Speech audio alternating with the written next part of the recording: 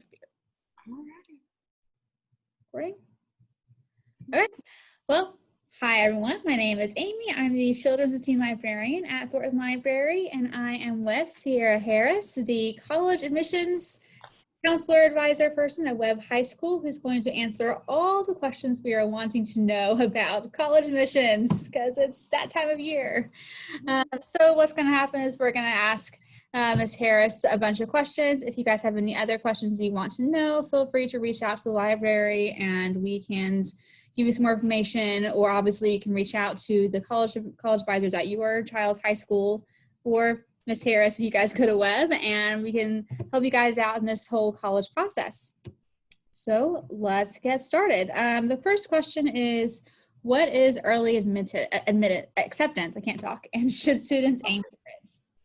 Okay, so early acceptance is when you're in, like, you apply and you're entered into a pool of students that get their decisions back before everyone else. So the general, like, dates for deadlines for applications are usually in like the January, February arena, and you get replies back in like March. But if you apply for early acceptance, then you'll be looking at deadlines in October, sometimes early November. You'll know before the holiday break. There are two different types. So depending on what school, most private schools offer an option that's called early decision, and that's a binding acceptance. So if you get accepted to that school, no matter when your financial aid comes back, no matter what, you have to accept that offer. The only public school in North Carolina that has an option like that is UNC Asheville.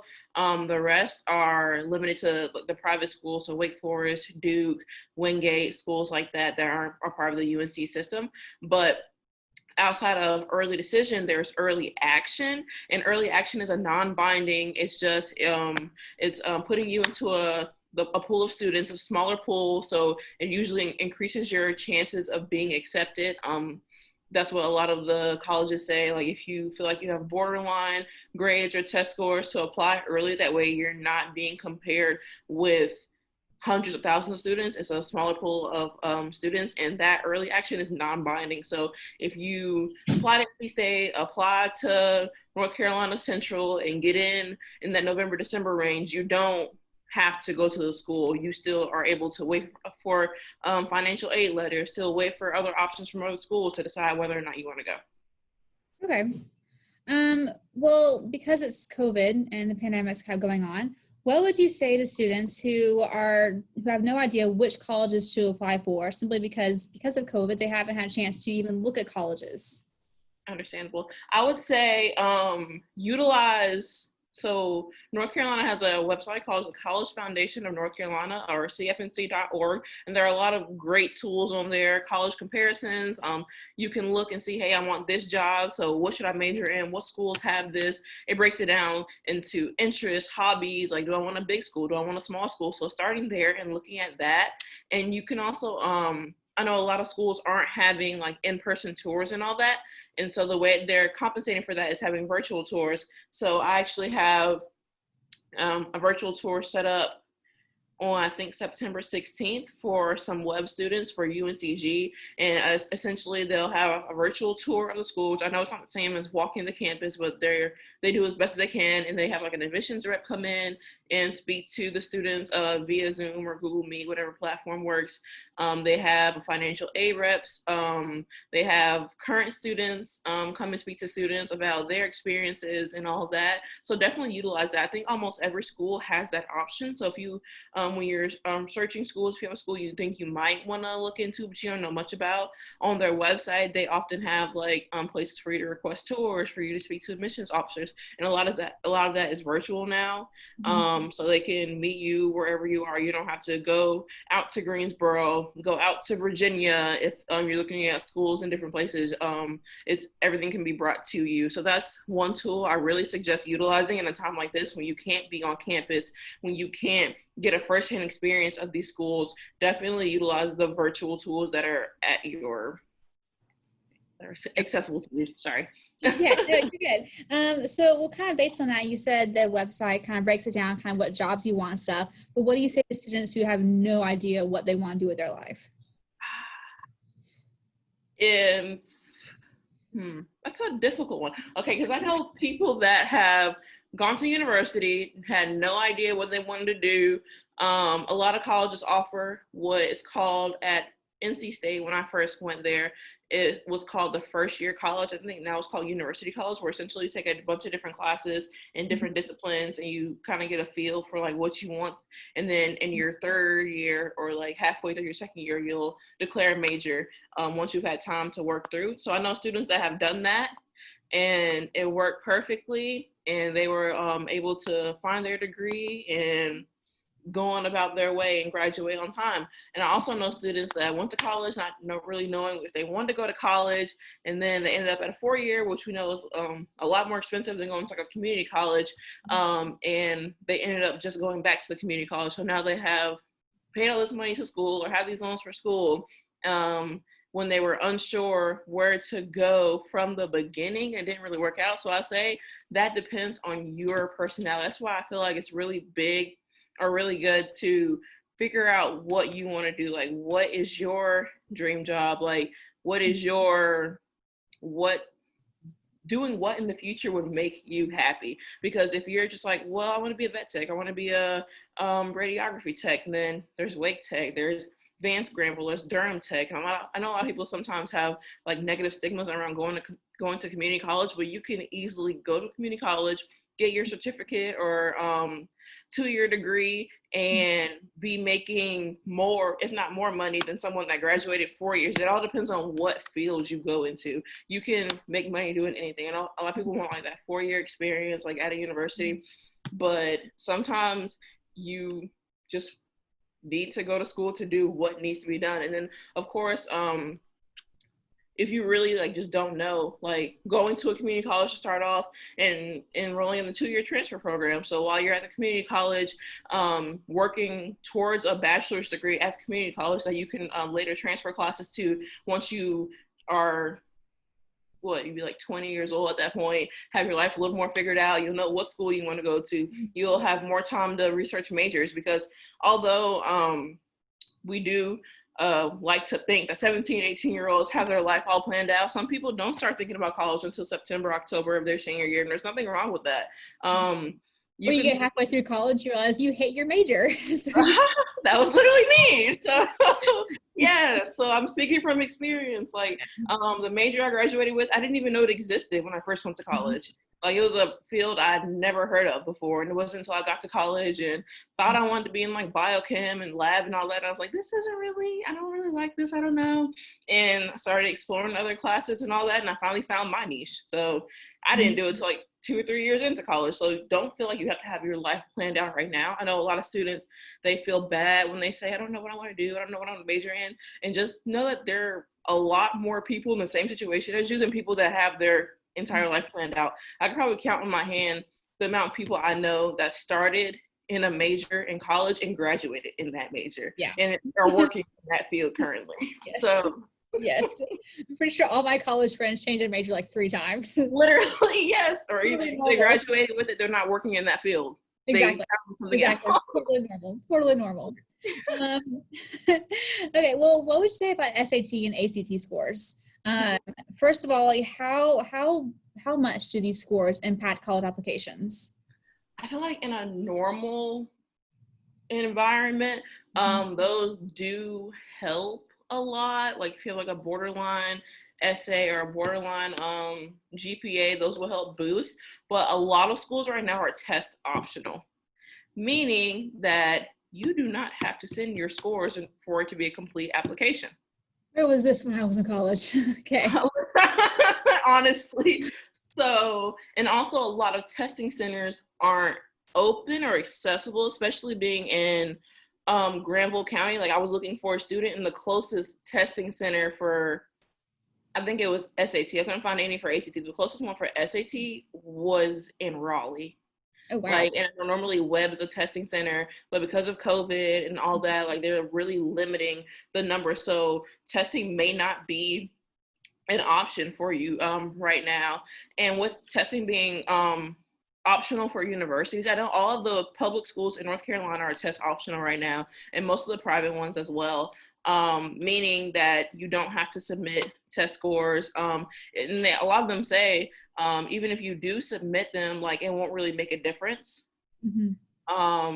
Of course, if you have like a 31 on the ACT or like really high scores, like they're gonna take that into consideration. But from what I've seen, students that have those really high test scores also have like extracurriculars, also have like the high GPAs.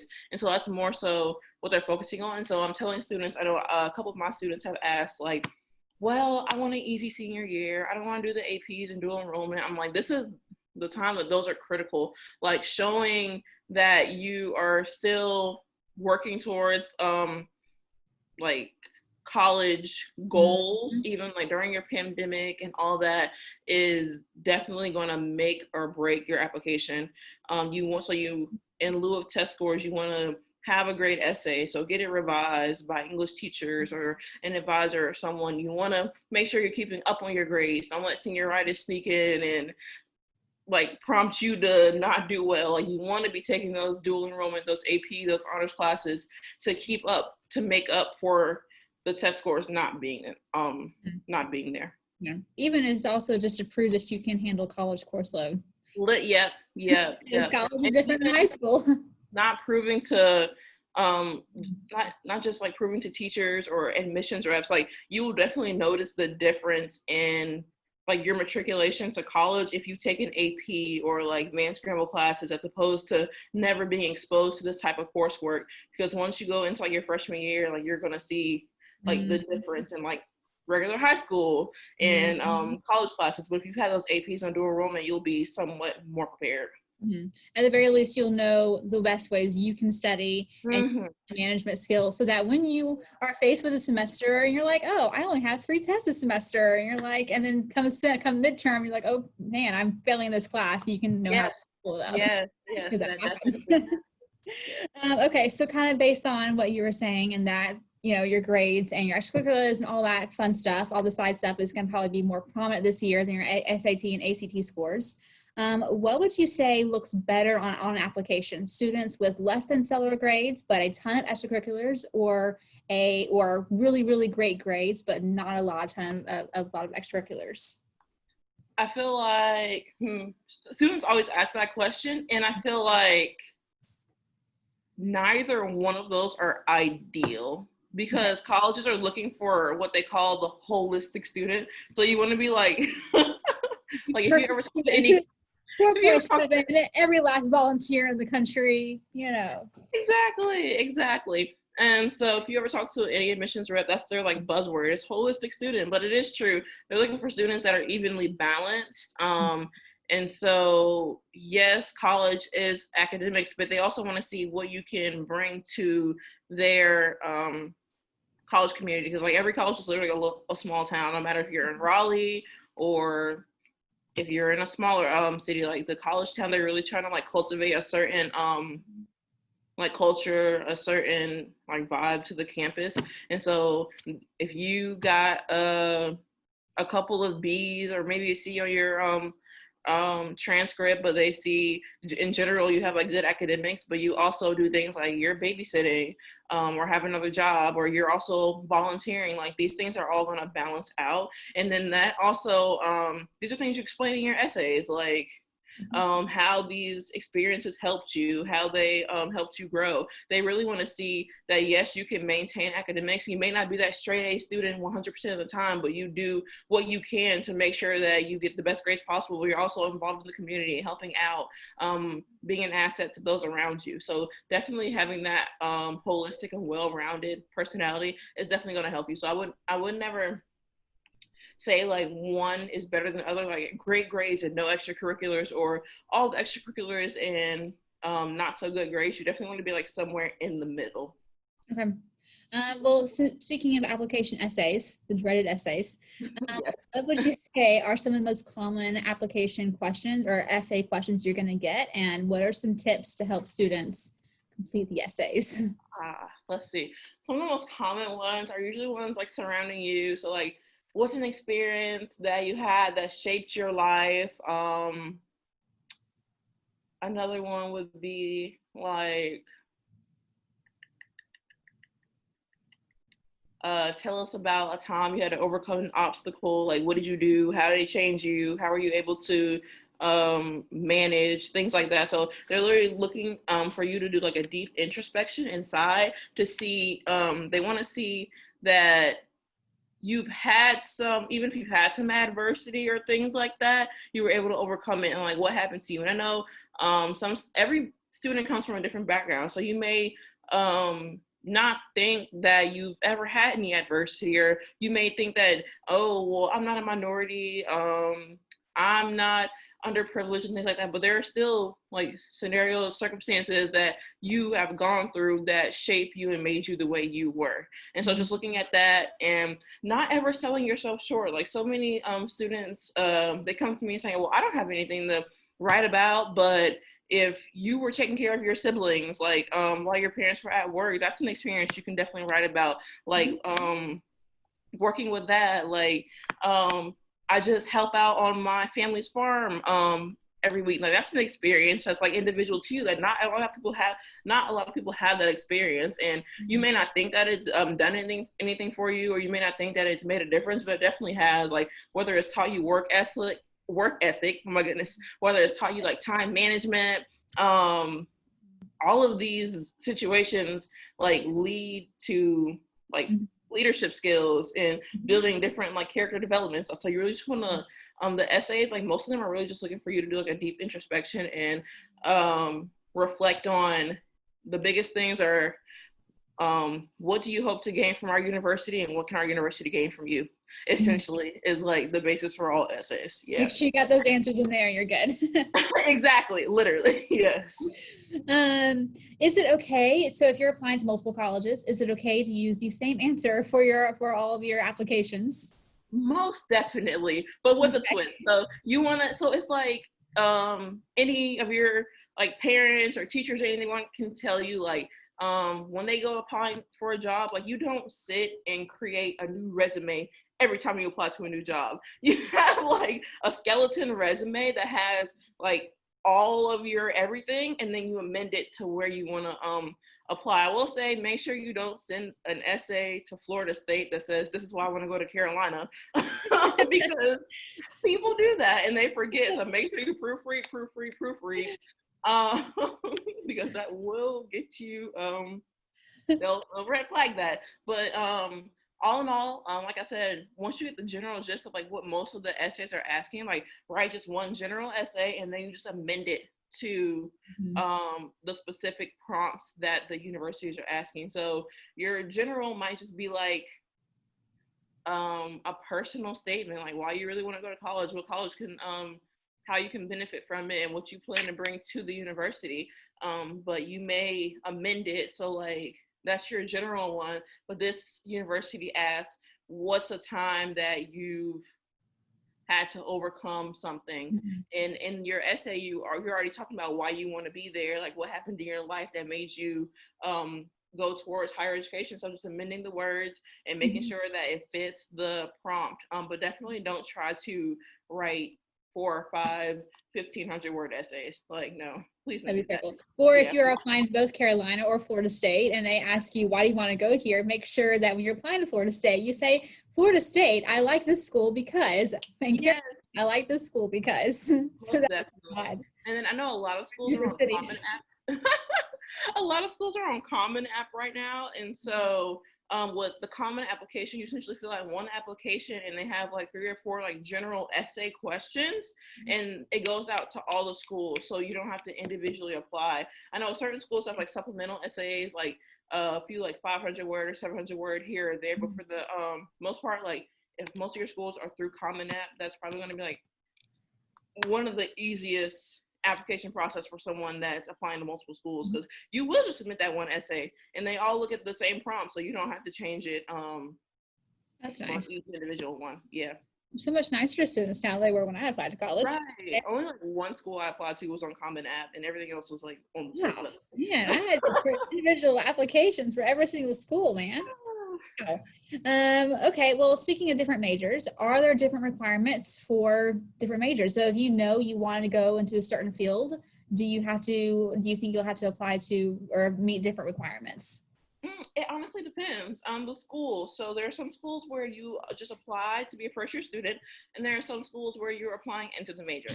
And so schools like NC State or like North Carolina A&T, UNC Charlotte, where they have a really high, like they're really popular for their STEM programs, Mhm. specifically for engineering in North Carolina. When you apply to these schools, you're going to apply into your major. So you're going to go directly into your major when you go in. And so there may be different requirements because undergraduate admissions is like the general hub that's reading your application, but they're looking to see, do you fit the requirements for this particular program. And so if you in high school you didn't take a calc class, like most of your electives were geared towards like arts and things like that, if you apply into an engineering program, they may require, oh excuse me, I know they may require you to like NC State if you like put like different options. So like my first option may be chemical engineering. My second option may be just like general like first year college. I don't know what I want to do. My third option may be biology. They may not admit you into that engineering because you don't have the proof of excelling in the math classes, the science courses that you need to be an engineer. But they'll admit you into like the first year college or to another major. And once you're in, you can take those math classes and all of that you need in order to matriculate into engineering. Because even at on the university level, if you'd ever decide, hey, I want to switch my major or something like that, you will still have to meet certain requirements to go into that major. But I know like my younger sisters, they go to UNCG, and for like the first or so year, like you're just in like the general first year pool, and then you apply to go into whatever major. So it really depends on the school and the program. So obviously programs that are like engineering or like applied mathematics that are really heavy on like calculations and like classes that most people don't pass or don't excel in, that you have to have like a real niche for doing that, they definitely have different specific requirements for them. And then one that a lot of people really don't think about is well, they do think about it, but nursing. Like everyone says, I want to be go nursing or go nursing, go nursing. I don't think people really understand like, yeah, the science and math that goes into that. Like schools like Winston-Salem State, East Carolina, schools that have really good nursing programs, like you have to like you don't apply into nursing, you apply to the university, and then you prove like by taking your bios, your chemistries, your labs, and then you apply into nursing because they want to make sure that you're going to be a good student academically on the collegiate level. Mm-hmm. Which is different than high school level. Yeah, yeah. So what documents do students need to even begin their applications? Okay, so I know in general, like CFNC asks for like, you want to know your address, you want to know social security number is a good one. Being able to know where to go to access high school transcripts, even like unofficial, because a lot of times they'll have you list every class that you've taken and the grades you got and all of that. So you want to have access to that. That way you can accurately report that. And then once you submit your application, it won't be completed without an official high school transcript. And so knowing like to go to your counselor or to your college advisor for that. A lot of people, if you apply on cfnc.org, there's a button where you just hit request transcript and it'll send it to the school and everything's automated. But some schools want it like sent in or whatever. So knowing what to get for that. So I would say most important would be high school transcript, unofficial and official copy, and knowing your social security number, address, school information. That's really it for like actual applications. More like documents like that. Actually, to apply to a school in North Carolina, you have to, in order to get in-state tuition, you have to fill out something called residency determination. It's RDS. It's through CFNC. And that is basically the form that says, yes, a student lives in North Carolina and has for at least a year and receives in-state tuition. And for that, you will need again, social security number, but also like parents' information. So if they have a registered driver's license, your address again, do they file taxes in North Carolina, like information like that, just to verify that you've been in North Carolina for a year, receive in-state tuition. So that's the difference between paying like $2,000 a year advanced scramble and paying $5,000 a year in state or out of state. Yes. Yeah. So that's an essential part. Like I always tell students there's like 3 parts. So there's like RDS, there's application, and there's FAFSA. But RDS and application are all in one, especially if you're applying to North Carolina Central, or if you're applying to any of the community colleges in the state of North Carolina, you have to have RDS filled out prior to submitting that application. Okay. All right, let's know. How many schools should students even look into applying to? Usually say a minimum of 3. Okay. So I advise everyone to apply to their local community college, just to have it, because you never know, like with financials, you may just forget not forget, but not know what you want to do or things. And it's always just good to have that as an option, even if you're like, I have a 4.5 GPA, I got a, 1,600 on the SAT. I know for a fact I'm going to go to UNC Chapel Hill. Like anything could happen at the last minute. Like things can happen with your family where you need to stay close. Like, or it may be a pandemic. And you're like, well, I don't want to go to a 4-year. I just want to go, and having the application and all that filled out early will definitely save you a lot of time. Like do that in conjunction with your 4-year applications if you're thinking about going to a 4-year school.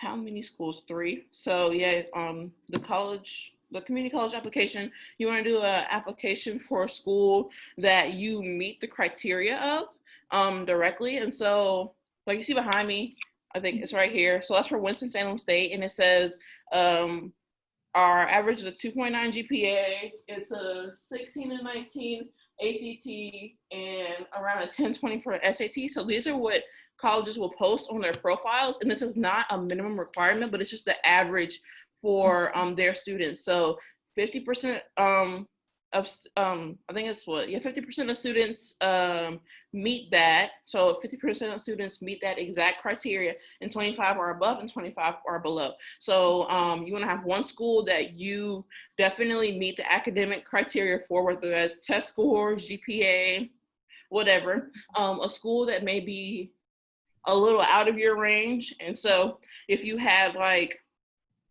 a 2.5 to a 2.6 GPA, Winston-Salem might be like your school that's a little out of your range.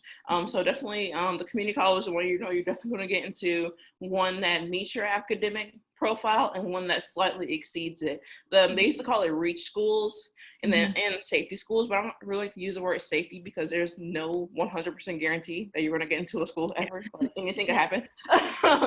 So yeah, definitely the community college, one that meets your profile and one slightly above it.